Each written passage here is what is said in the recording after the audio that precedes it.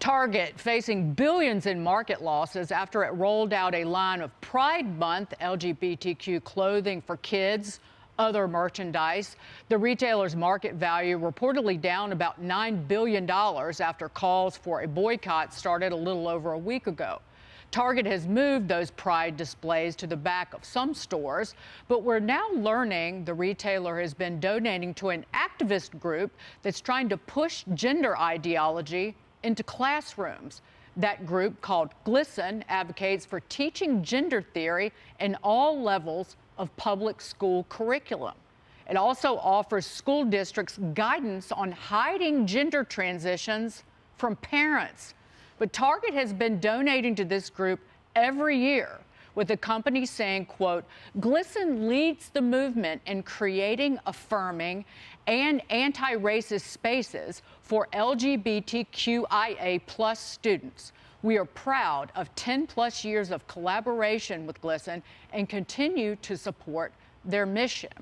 Martha, Target's dedication to this movement, it goes a long way back, and it goes way beyond just the stores and this merchandise. And the CEO is quite proud of it. And I think they need to stand up and just own it and say to everybody, if you don't like it, don't shop here.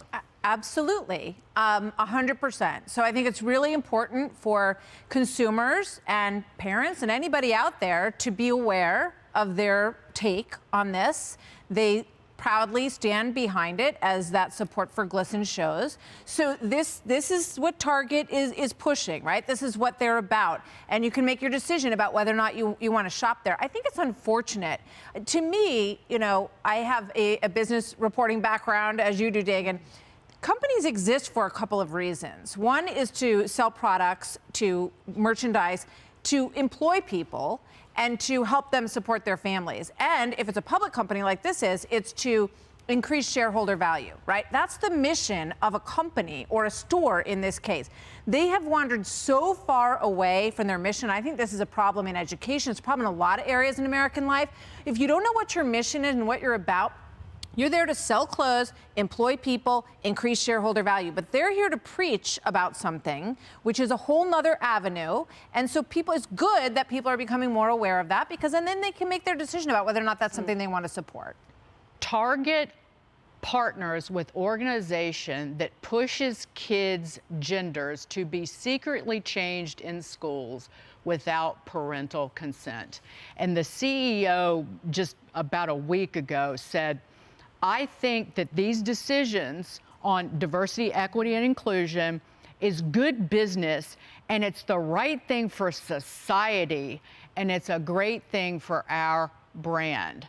Moralizing, they've taken a side that does not line up with a lot of their customers, Chris. Yeah, and I think it should go beyond simply a boycott. I don't want to live in some kind of libertarian dreamscape where multi-billion-dollar companies can target children for sexual grooming and pay for parents to be cut out of decisions for this thing to go through schools. It's kind of wild to see this, because, I mean, people keep on trying to obfuscate. The governor of California said this is about racism and anti-Semitism. No, it's about targeting children.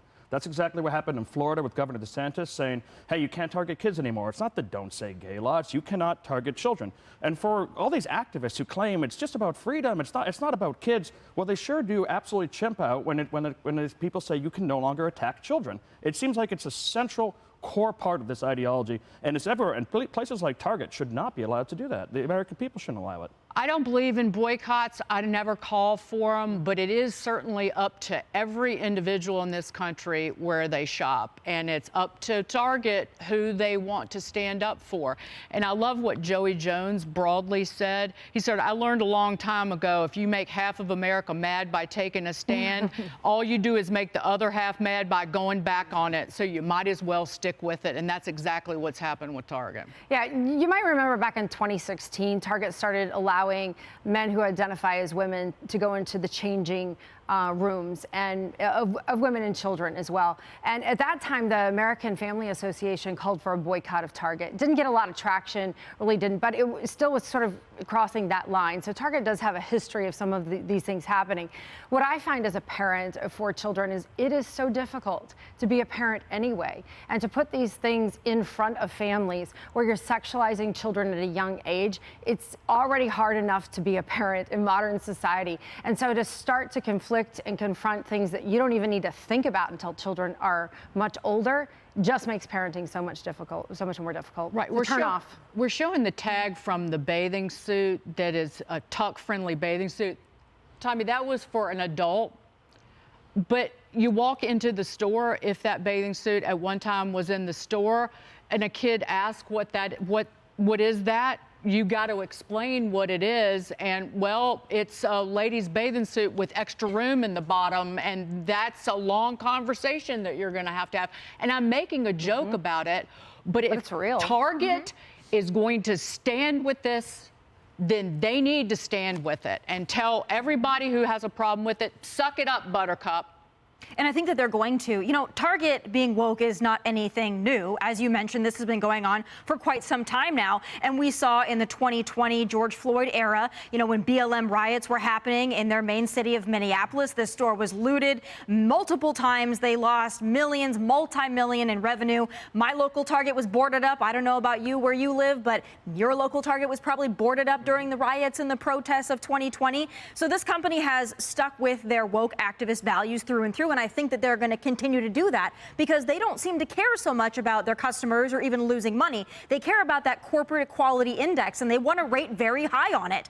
And for some reason, some of these corporations would rather rate high on that than be, appealing to their customer base. But what they're going to find out that they haven't found out in the past is that conservatives are actually going to take a stand, as we've done with Bud Light, and we are going to make you bleed revenue. And before, it might not have mattered so much. It might not have really caught on, but it's catching on now. I think they're going to have to pay attention. It's a true avenue for mothers, too, to think, well, this is something that I'm related to, and actually empowers them to maybe take a position that they haven't been brave enough to do in the past or wanted to do in the past. Because Target is something that moms and families are in a lot. And this is maybe a first for some families to say, you know what, this is something I don't want to be a part of, and it gives you an avenue. This is clearly corporate ethos. This is much bigger than Bud Light, who hired one individual. This is a company that has funneled money for a decade to an organization that wants to keep parents in the dark when a child in school is transitioning in gender. And they have owned it. Well, they are going to own it, and they're going to feel it. Hey everyone, I'm Emily Campagno. Catch me and my co-hosts Harris Faulkner and Kaylee McEnany on Outnumbered every weekday at 12 p.m. Eastern, or set your DVR. Also, don't forget to subscribe to the Fox News YouTube page for daily highlights.